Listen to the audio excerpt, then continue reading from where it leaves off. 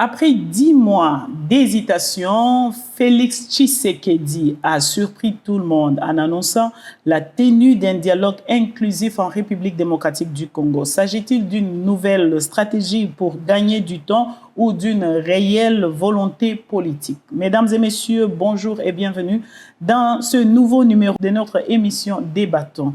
Notre invité de ce soir est un homme engagé dans la lutte politique. Cadre du mouvement radical pour le changement, il est également membre cofondateur des Sauvons la RDC, Raphaël Wemakonga. Bonjour. Bonjour. J'espère que j'ai bien prononcé votre nom. Bien sûr, vous avez bien prononcé. Merci d'avoir accepté notre invitation. Vous êtes un acteur politique qui a longtemps vécu en Europe, considéré par une partie de la jeunesse africaine comme Eldorado. Pourquoi avez-vous choisi de vous engager en politique alors que vous vivez dans un environnement offrant énormément d'opportunités? Merci beaucoup pour cette question qui me touche énormément et je voudrais rassurer d'emblée la jeunesse africaine qu'il y a énormément d'opportunités en Afrique et il ne suffit pas de vivre en Europe pour vivre dans un paradis. On peut mieux faire. Pourquoi je me suis engagé en politique? Je me suis engagé en politique au regard de la souffrance que vit notre population en République démocratique du Congo. On ne peut pas comprendre dans un pays où il y a énormément de potentialités, il y a énormément d'occasions qu'on peut donner à la jeunesse africaine, mais cette jeunesse est abandonnée. Et à partir de ce moment-là, nous nous sommes décidés, nous les jeunes, de prendre la situation à bras-le-corps pour essayer de faire comprendre aux décideurs et au régime africain en général et celui qui nous concerne, la gouvernance actuelle du Congo, qu'il y a mieux à faire par rapport à l'espoir qu'il faut donner à cette jeunesse africaine. Vous avez commencé votre engagement en politique ici en Europe ou depuis l'Afrique? J'ai commencé mon engagement en Afrique dans le mouvement estudiantin. J'étais vice-président des étudiants à l'Institut supérieur des commerces de Kinshasa. Je me rappelle bien, en 2001, on a fait une manifestation qui a secoué la ville de Kinshasa, auquel on a eu l'occasion de rencontrer à l'époque le président honoraire Joseph Kabila, qui nous a reçus. Et c'est à partir de ce moment-là que j'ai compris qu'on ne peut pas laisser ce pays aller de cette façon, mais l'engagement proprement dit est venu avec le déclic de voir comment la société dans laquelle je me retrouve ici en Europe évolue. Je me suis dit, il y a moyen de faire quelque chose. Il y a moyen de donner espoir à cette jeunesse. C'est comme ça que l'engagement s'est amplifié en Europe. Ça fait combien de temps que vous êtes ici en Europe? Ça fait 20 ans que je vis en Europe.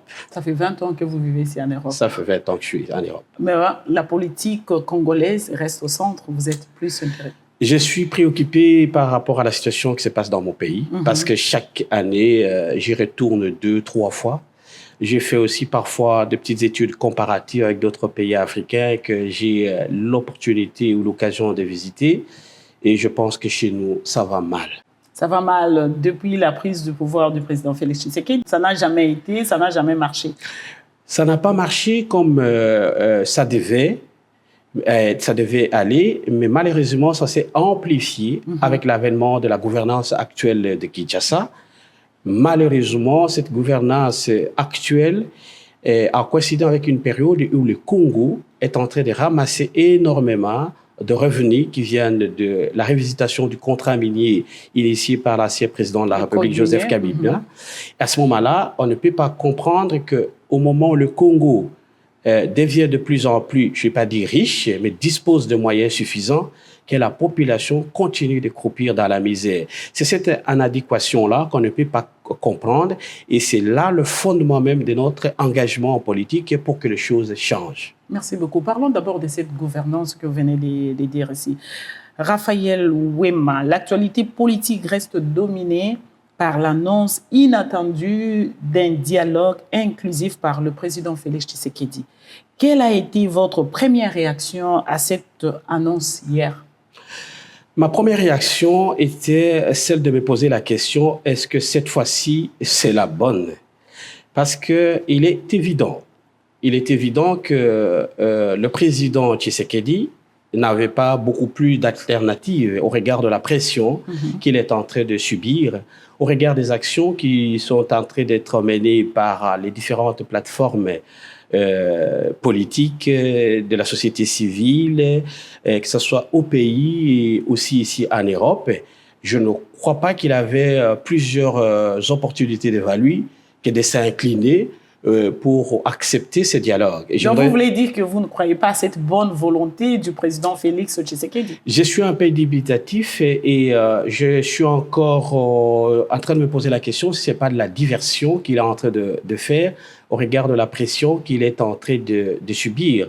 Pourquoi j'ai dit ça? Parce que vous savez que le mouvement radical pour le changement a organisé une importante activité ici en Europe. Et il y a encore une deuxième activité qui a été suivie au niveau de Paris avec la marche du mois de juillet. Et il y a encore une autre activité qui est prévue à Kinshasa du Vendée. Et toute cette pression avec le chef d'État de la région, il n'avait pas beaucoup de marge de manœuvre que d'accepter cette opportunité que les évêques, les chefs religieux lui offraient. Parce que ce n'est pas aujourd'hui que ça date de très très longtemps. Et malheureusement, il avait tous ces gens qui sont autour de l'Union sacrée qui lui disaient que ça va aller, alors que la réalité est tout autre. Mais jusque-là, rien n'est encore annoncé. Il a juste montré sa bonne volonté. Il a accepté d'aller au dialogue inclusif avec tout le Congolais. Vous, en tant que membre de Sauvons la RDC, êtes-vous prêt à participer à ces dialogues? Si oui, sous quelles conditions? La première des conditions, nous allons prendre le président Tshisekedi au mot, voir comment ça va se matérialiser, cette volonté d'aller au dialogue. Mais je voudrais juste rappeler une chose. Vous savez, lorsqu'on parle dialogue, il faudrait que les acteurs acceptent qu'il y a un problème. À partir du moment où on accepte qu'il y a un problème, alors à ce moment-là, on peut envisager de discuter. Parce qu'il faudrait signaler à nos amis de l'Union sacrée qu'ils n'auront pas un dialogue modèle M. Eberhard, où ils se sont retrouvés entre amis, mais ici, ils vont se retrouver avec les gens qui sont en capacité de leur étaler et leur démontrer la malgouvernance qu'ils sont en train d'effectuer actuellement au Congo. Et donc, nous attendons, par exemple, que le président fasse une adresse à la nation, qu'il signe une ordonnance dans laquelle il va descripter l'espace politique, qu'il doit, par exemple, libérer les passeports des opposants qui sont en exil. Par exemple, ceux qui croupissent dans des prisons sans procès, il est important que toute cette assemblée de mesures soit mise en place pour qu'on puisse envisager et croire à sa parole qu'effectivement, il y aura un dialogue. Il ne suffit pas de prononcer devant les gens un dialogue inclusif parce que nous savons, il n'est pas à son premier essai. C'est ce qui nous fonde notre conviction que est-ce que ce n'est pas une énième diversion qu'il est en train d'utiliser pour amadouer ou pour faire plaire aux autres dirigeants africains que je suis là pour le dialogue. Donc, attendons voir et la suite, nous suivons la situation. Et j'en appelle encore à l'opposition, à toutes les plateformes, qu'il ne faut pas relâcher la pression.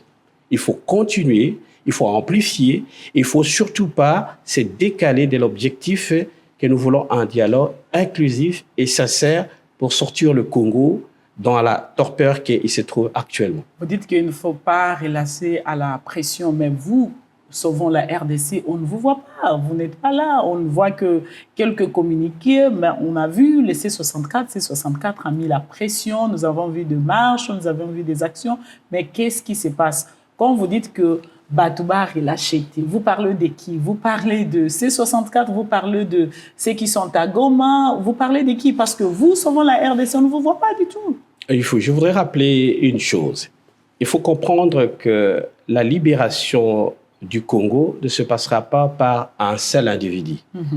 Il n'y a pas un parti politique ou une organisation, mais c'est toute une synergie, c'est tout un collectif. C'est ensemble que nous allons apporter des solutions à la situation du Congo.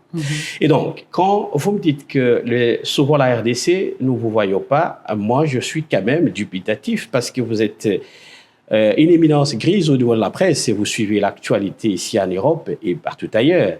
Je vous rappellerai qu'au mois de février 2026, Sorola RDC a organisé un mini-conclave à Bruxelles. Au mois de mai, Sorola RDC s'est réuni en Afrique et l'un des membres importants de Sorola RDC, qui est le mouvement réformateur coordonné par le camarade Franck Diongo, a organisé un conclave international qui a réuni de patriotes congolais pour discuter des questions du Congo. Mais ça, c'était le RMC. Il ne faut pas confondre le RMC et le mouvement Sauvons la RDC. Mais Sauvons la RDC englobe, c'est une plateforme. Donc, comme c'est une plateforme, chacun choisit d'organiser des conclaves personnellement, ou ça se passe, chaque parti doit organiser des conclaves ou comment? Parce que là, vous nous parlez de RMC. RMC, c'est le parti politique, je crois, du camarade Franck Diongo. C'est un mouvement, c'est une méga plateforme politique qui regroupe plusieurs partis politiques, qui regroupe des personnalités politiques, qui regroupe des organisations de la société civile. Et donc, le mouvement radical pour le changement, qui fait partie de Sauvons la RDC, c'est comme je disais tout à l'heure, nous agissons en synergie.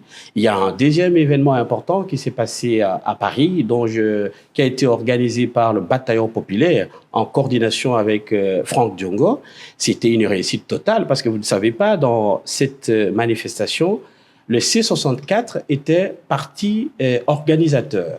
Et à la dernière minute, ils se sont rétractés parce qu'ils voulaient en attirer la paternité. Cette synergie doit continuer il y a deux ponts qui existent entre C64, souvent la RDC et plusieurs femmes. C'est comme ce que je disais tantôt, qu'ensemble, nous allons résoudre le problème qui se pose au Congo. Il n'y a pas un individu, messie soit-il, qui va libérer le Congo. Faire obstacle à la gouvernance actuelle qui s'entête dans les changements de la Constitution, c'est pas en allant de façon dispersée qu'on va atteindre l'objectif. Mais Ndeko Tsholoba wa que Bango va se rétracter parce qu'ils veulent réclamer la paternité. Vous parlez de quelle paternité? Donc ils veulent être... Ils voulaient organiser la manifestation de Paris, celle à Paris. À Paris, le C64 voulait être à l'affiche. Sauf que c'est le bataillon populaire qui a organisé cette manifestation et le MRC et d'autres organisations sont venus en soutien pour faire réussir. Il faut savoir qu'à Paris, le pouvoir de Kinshasa avait mobilisé des moyens pour demander aux membres de l'Union sucrée pour qu'ils puissent faire de la diversion et distraire les gens. Heureusement que cette contre-manifestation n'a pas réussi. C'est ce qui justifie la réussite totale de la manifestation de Paris, qui conduit, par exemple, parce que les gens ne s'imaginent pas, ne croyez surtout pas que Félix Tshisekedi, le président de la République aujourd'hui, a pris cette décision d'accepter les dialogues de gaieté de cœur. Non, c'est parce qu'il y a de pression, il y a toutes ces activités, toutes ces actions qui vont permettre à ce que demain, nous puissions discuter des questions existentielles du Congo. Le Congolais se pose des questions en disant ceci. La C64 rassemble plusieurs personnalités politiques au parcours et aux ambitions parfois divergentes. S'agit-il d'une véritable coalition des ruptures ou d'une simple alliance des circonstances contre Félix Tshisekedi? Parce que là, vous nous dites déjà, ils se sont rétractés pour réclamer la paternité d'une marche du 11 à Paris. Mais comment est-ce que vous définissez ce mouvement, selon vous? Nous le définissons comme une plateforme qui lutte pour le non-changement de la Constitution, qui lutte pour les intérêts du Congo. Il ne faut pas que l'on donne l'occasion au pouvoir en place qu'il y ait une forme de division. Non, non. Il y a une convergence de points de vue. Malheureusement, chacun de plateformes agisse de façon autonome, mais le but ultime, c'est le non-changement de la Constitution et dire non encore au troisième mandat que M. Tshisekedi voudrait solliciter à travers cette loi référendaire qui a été votée par des chambres du Parlement de la République démocratique du Congo. Je sais que vous n'êtes pas de C64, mais laissez-moi quand même vous poser une question qui revient de temps en temps. Les Congolais se posent des questions de savoir C64. Est-ce que dominateur Nango commun Eza Kaka, le départ de Félix Tshisekedi, ou il y a d'autres programmes communs de gouvernance? Il me semble que, au regard des hommes politiques qui composent cette plateforme, je ne crois pas que le seul objectif, c'est le départ de président Tshisekedi.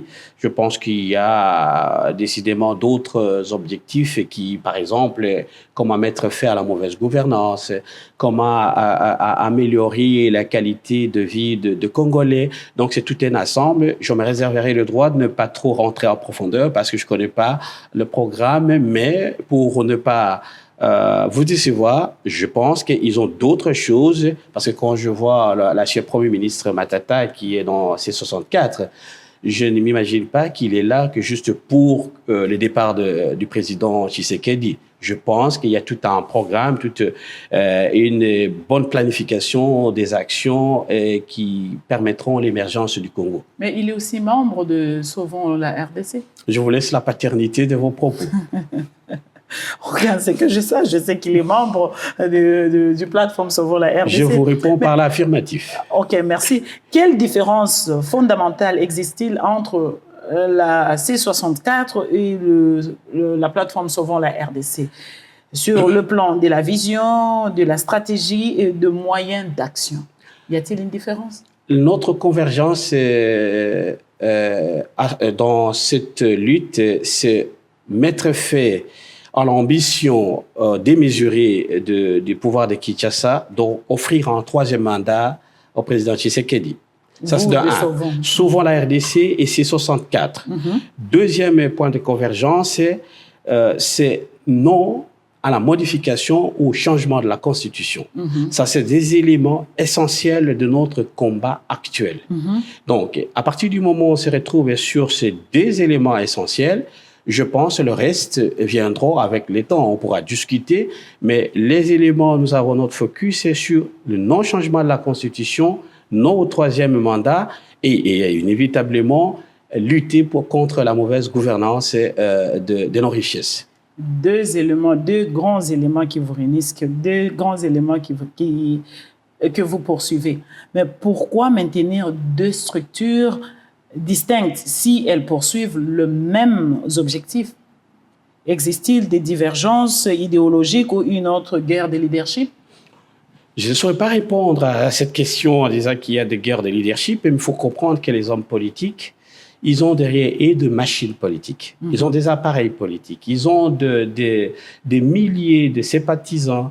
Vous n'allez pas demander aux hommes politiques de laisser tomber leur formation politique pour avoir une... D'ailleurs, ça fait partie de la vivacité, ça fait partie de la richesse que la RDC a d'avoir cette synergie, avoir plusieurs formations politiques, avoir plusieurs plateformes politiques. Et je pense qu'il n'y a que de cette façon qu'on peut mettre fin à cette dictature qui est en train de s'installer dans notre pays. Mais Ndekoto Mikosate, il y a des structures. Si on prend la C64, le Sauvons la RDC, la plupart des dirigeants de ces deux plateformes-là ont des ambitions.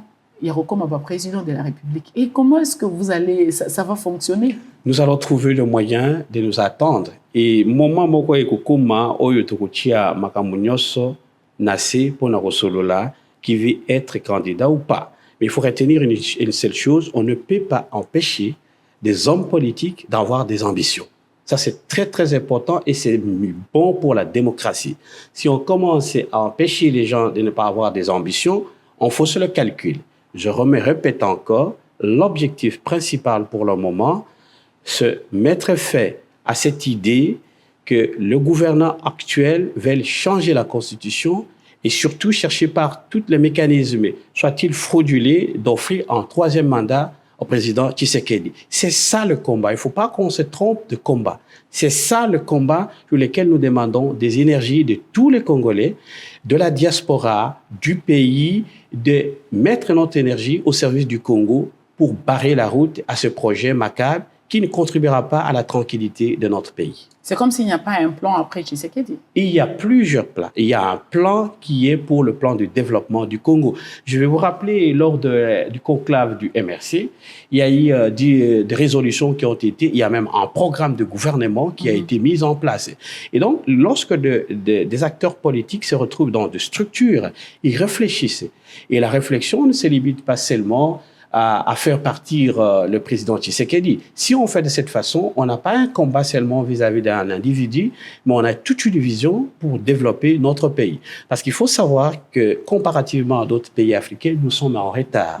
Nous sommes en retard et il est temps que le Congo, on se serre le coude pour dire oui, nous allons demander à M. Tshisekedi, après son deuxième mandat, d'organiser des élections et parti. Mais après, il y a un projet de gouvernance.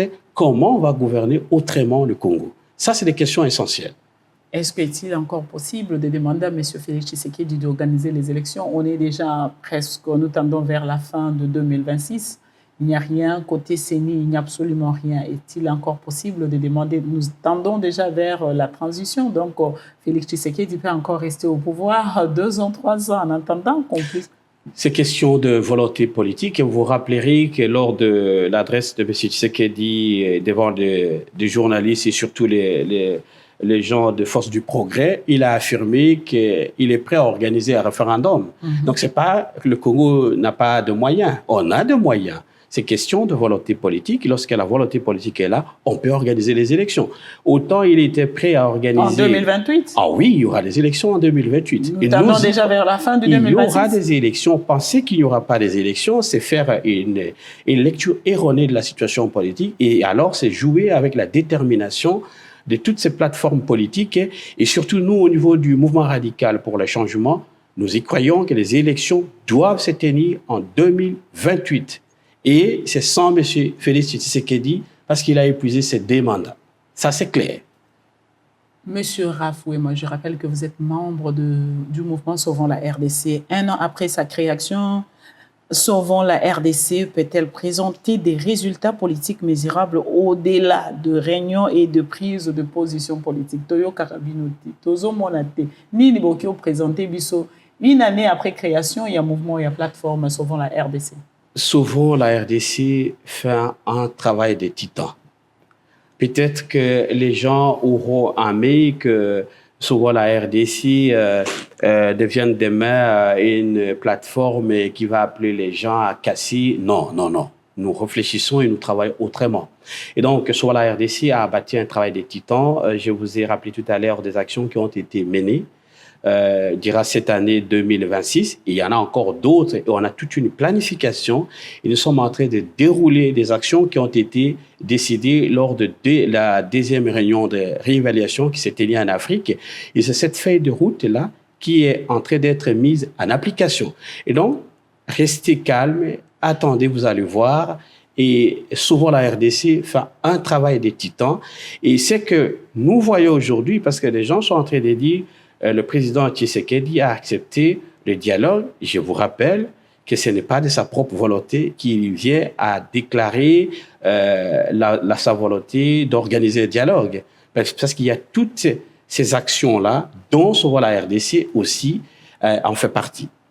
Mais nous avons plus entendu parler de C64. C'est C64 qui a mis la pression. Nous avons vu les C64 être invités à Burundi à la rencontre avec le président de l'Union africaine. On n'entend pas parler du mouvement Sauvons la RDC. Est-ce qu'il y a-t-il une implantation populaire à l'intérieur du pays où vous n'en avez pas? Les C64, vous en avez ici en Europe, vous avez partout en Afrique. Mais après les assises de Nairobi, vous rappellerez que lorsque des leaders comme Seth Kouni, professeur Théophile Bemba, le secrétaire général de LGD, quand ils sont rentrés à Kinshasa, on nous a dit que c'est une plateforme qui ne valait rien.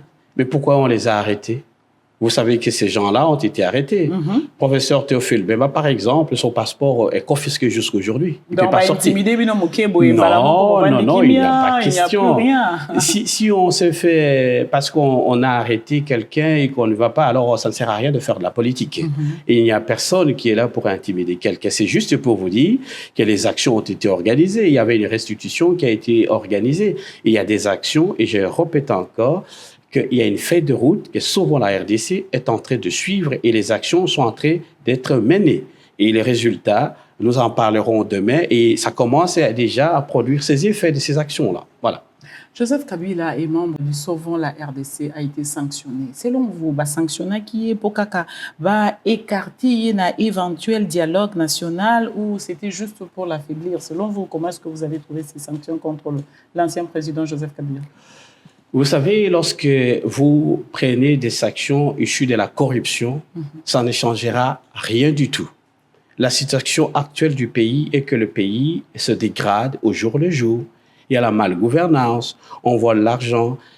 Le président honoraire Joseph Kabila, qui est la personne qui engage souvent la RDC, ne tient pas compte de ces actions-là. Ces actions-là ne vont rien influencer sur sa destinée politique.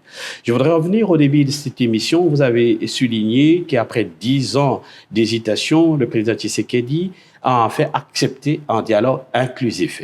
Alors, le mot inclusif aura tout son sens lorsque il y aura l'ordonnance qui va convoquer son assise. On va savoir comment ça va se dérouler. C'est à ce moment-là que la population va se rendre compte qu'on a assisté à des procès bidons où on n'a pas donné aux condamnés l'opportunité de se défendre. Donc, nous ne considérons pas ces actions comme des actions qui sont basées sur de faits réels. C'est des actions issues de la corruption. Vous allez peut-être en parler plus tard à des actions récentes des Nations Unies. Il y a quand même une drôle de coïncidence. C'est au moment où le Congo assure la présidence du Conseil de sécurité qu'on vient nous sortir des sanctions, on a sanctionné tel. Nous savons comment ça marche. C'est quand même étonnant qu'il y ait une organisation qui malheureusement est en train de perdre de sa crédibilité avec des sanctions bidons, avec de la corruption. Ça ne va rien changer, au risque même de complexifier la situation. Donc vous voyez quand même une main noire dans ce... Évidemment, on a des lobbies qui sont là. Si vous saviez, nous savons l'argent que la République est tentée de déverser auprès des lobbies aux États-Unis. Cet argent pourrait servir à améliorer, même les conditions de travail des enseignants ou de médecins qui souffrent et qui sont en pleine grève. Mais on préfère donner cet argent et avoir un trophée, on a sanctionné telle personne. Je voudrais juste faire une parenthèse. Vous vous rappelez l'actuel président de la République de Syrie? C'est un monsieur qui était dans la liste noire des États-Unis. Sa tête était mise à prix pour des milliers de dollars. Aujourd'hui, il est président. Vous pouvez me dire comment les sanctions sont disparues? C'est pour vous montrer cette chose que ces organisations internationales, par leur manière de procéder de deux poids, deux mesures, sont en train de perdre de leur crédibilité. Et de ce fait, nous leur demandons, si vous voulez sanctionner des gens, donnez à ces gens l'occasion de se défendre ou de les écouter. Vous ne pouvez pas vous permettre de sanctionner des gens que vous n'avez jamais attendus. Et donc, nous considérons que ce sont des sanctions issues de la corruption. Dans le cas de la Syrie, Bachar aussi était sous plusieurs sanctions. Donc, le 2 était sous plusieurs sanctions. Voilà, ça n'a rien changé. L'Iran, qui est sanctionné depuis plus de 40 d'années et n'a pas arrêté d'avancer. La République de Cuba, qui est sanctionnée depuis, je ne sais pas ça, son existence, et les gens n'ont pas arrêté. Il n'y a qu'en Afrique où quand on attend, on a sanctionné telle personne, les gens se disent « Ah ben c'est fini ». Non, il n'y a rien qui est fini. Au contraire, ça fortifie la personne et on sait que le combat, par exemple, que le sénateur a vu le président honoraire Joseph Kabila être en train de mener, c'est un combat qui est juste. Et ce combat-là portera ce fruit. Et nous attendons les chefs religieux sur la notion qu'ils donnent à ce terme inclusif. C'est là où nous allons juger M. Tshisekedi de sa volonté. Sinon, alors, ce n'était qu'une simple diversion pour faire croire aux gens qu'il a une volonté réelle d'organiser un dialogue en République démocratique du Congo. Ndeko tolobela makambo ya sanction récente sanction au Salema Mikolo est concerné Ndeko Corneille Nangaa. Alors ceci nous ramène à l'est de la République démocratique du Congo. L'est démocratique du Congo depuis près de 30 ans. Kinshasa présente la guerre de l'Est comme une agression extérieure. On ne cesse d'accuser le Rwanda. Cette explication ne permet-elle pas au pouvoir d'éviter toute remise en question de ses propres responsabilités? Merci beaucoup. Je voudrais bien apporter une clarification par rapport à la question de l'Est. Vous parlez du narratif du pouvoir de Kinshasa sur l'agression rwandaise. À partir de quand le gouvernement de Kinshasa considère que le Congo a été agressé par le Rwanda? Parce que je vous rappellerai que lors de la prise de pouvoir de M. Tshisekedi, ou des obsèques de son père à Kinshasa, nous avons attendu au stade de martyr des cris qui résonnent encore aujourd'hui, Yonane Oboya Kagame. À ce moment-là, le Congo n'était pas agressé. Deuxième fait, nous avons vu à Goma, le président Tshisekedi, côte à côte avec le président rwandais, signer des accords où on donnait au Rwanda la possibilité de faire du raffinage de l'or à l'est.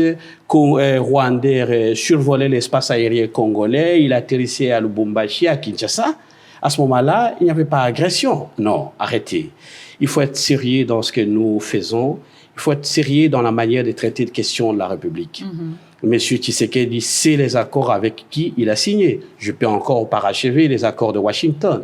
Comment monsieur Tshisekedi va-t-il se permettre de signer les accords avec un pays agresseur? Il doit nous dire quand est-ce que le Rwanda a été considéré, selon le gouvernement actuel, d'agresseur. À ce moment-là, nous pouvons discuter. Il y a des questions essentielles liées à la problématique de l'Est que les Congolais doivent se réunir pour en discuter, approfondir et trouver des solutions une fois pour toutes. C'est rabiffer sur le vocabulaire agression rwandaise alors qu'il y a du mélange de tout et du n'importe quoi. Et ça ne donne pas une lisibilité de la situation de l'Est de notre pays. Alors, selon vous, l'AFC M23 est une simple rébellion soutenue de l'extérieur ou l'expression armée d'une crise politique et nationale que Kinshasa refuse de reconnaître aujourd'hui? Mais je voudrais vous rappeler que Kinshasa reconnaît l'AFC M23. Lorsqu'il se rencontre à Doha, il discute avec qui? Mais le gouvernement de Kinshasa reconnaît l'AFC M23 comme interlocuteur. Il reconnaît l'armée, pas plus tard qu'hier, il y a 2 jours, le gouvernement de Kinshasa a envoyé des militaires pour aller discuter de mécanismes de cessez-le-feu. Les militaires congolais sont allés à Goma. Alors, si vous me dites que le pouvoir de Kinshasa ne le reconnaît pas, alors je ne comprends plus rien. Il le reconnaît de par des négociations qui se passent à Doha, à Genève. Il reconnaît de facto que l'AFC M23, c'est un mouvement qui parle des situations qui concernent le Congo. Voilà ce que je peux vous dire à ce moment. Mais le président Félix ne cesse de changer de position. Aujourd'hui, ils reconnaissent, et demain ils seront au dialogue, demain ils sont à Sissi, ils sont à Suisse, ils sont à Doha, et le lendemain il va les insulter. Ce sont des chants, ce sont des Rwandais qui sont derrière eux, et ils n'arrivent pas à avancer dans leurs négociations. S'ils le reconnaissent réellement, comment est-ce qu'ils n'arrivent pas à avancer dans leurs négociations? Parce que jusque-là, rien n'a été signé. Toutes les résolutions qui se sont entendues à Doha, rien n'a été signé. C'est par rapport à ça qu'au début de notre émission, je vous ai répondu quand vous m'avez posé la question de la convocation du dialogue par le président Kabila. Tellement il change de position que vous n'avez plus à prendre en considération la parole du chef de l'État. Ça pose problème. Ça pose problème même en termes de nos institutions. Les gens qui sont en face, les institutions internationales, ils disent, mais attendez, 2 jours on négocie à Doha, 3 jours on vous dit ce sont des patins. Un autre jour, on négocie à Genève, on vous dit non, je ne m'assierai jamais au grand jamais. Vous avez entendu ce mot-là. Jamais, au grand jamais, je ne m'assierai jamais. Malheureusement, ce qui s'est passé à Doha, c'est avec les représentants du AFC M23. Donc, de ce fait, il reconnaît de facto qu'il y a un problème. C'est même la problématique du dialogue. Il disait qu'au Congo, il n'y a pas de problème. Mais monsieur le président de la République, il oublie que son processus électoral qu'il a organisé, ça s'appelle justement du désordre électoral. Et personne ne peut accepter cette façon de faire les choses. Donc, la FC M23, le gouvernement discute avec et celles savent de quoi ils se parlent. Croyez-vous que la FC M23 peut libérer le Congo? Je ne saurais pas, mais aujourd'hui, nous sommes dans la convergence des idées et de visions et que toutes les forces qui sont là pour permettre d'arrêter cette barbarie, cette dictature qui s'installe au Congo, nous allons les soutenir. Vous allez les soutenir. Nous avons suivi quelques images la semaine passée. La FC M23 a pris le contrôle de Minembwe, le point zéro. Nous avons entendu le peuple de Minembwe, les au Minembwe, Tshisekedi les a dronés. Il y avait des drones qui ne cessaient quand même à atterrir dans Minembwe. Aujourd'hui, un mot pour ce peuple qui a autant souffert quand même. Nous compatissons avec la population de l'Est et nous avons l'intime conviction que leurs aspirations à vivre dans un environnement de paix va peut-être bientôt être attendues. Et nous sommes de cœur avec la population de l'Est et notre prière le plus pressant est que demain, ce serait mieux que nous tournons ce genre d'émission à Goma, que nous tournons à Fizi, à Bukama ou à Kanyabayonga. Ça sera un réel plaisir de voir cette population de l'Est vivre de façon calme et sans de drones et sans de bruit de bottes. Parce que ça fait très longtemps que cette population est victime de différentes situations d'insécurité. Et j'ose croire que Monsieur le Président Tshisekedi, s'il avait un peu d'élégance, il avait dit qu'il ne quitterait pas le pouvoir s'il n'a pas résolu le problème de l'Est. Exact. Mais nous voyons que 8 ans après, ils avaient même promis d'aller habiter à l'Est, ce qu'il n'a jamais fait. Et donc, il y a des problèmes qui se posent et c'est aux politiques de trouver des solutions. Et j'espère que la population de l'Est aura des jours meilleurs devant et pour bientôt. Merci beaucoup, Raph Ouéma. Parlons d'abord maintenant de votre conclave qui s'est tenu le 11 à Paris, le 11 juillet à Paris. Quelles étaient les résolutions que vous avez prises dans cette conclave? Il y avait plusieurs résolutions. Le conclave avait comme thème principal, c'est la refondation du Congo et l'engagement patriotique. Il avait 3 objectifs principaux qui étaient de faire de la République démocratique du Congo un moteur du développement de l'Afrique.